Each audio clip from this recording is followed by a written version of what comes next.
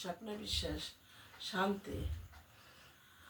আমাদের চারপাশে যে অশান্তির ঝড় বইছে, সেই সময় যদি আমি শান্তির কথা বলি, সেটা অর্থহীন মনে হতে পারে, কিন্তু আমরা শান্তিটাই খুঁজি বারবার।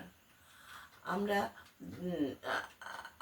আমরা যা খুঁজছি তার সমাধান আমাদের মধ্যেই আছে। মনটাকে শান্ত রাখতে পারলে আমরা সমাজের অন্তঃস্থলে নিহিত অশান্তিটাকে অনুভব করতে পারবো। তবে এটা খুব কঠিন ব্যাপার। আমাদের মন শান্ত হলেই অশান্তির কারণটা খুঁজে বার করা সহজ হবে।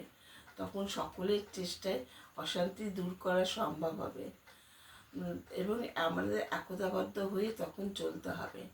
আমাদের মনটাকে তখন খুব একদম শান্ত রাখতে হবে, তাহলেই সমাজের সব সমস্যার সমাধান করতে পারবো এবং আমরা শান্তিময় জীবনযাপন করতে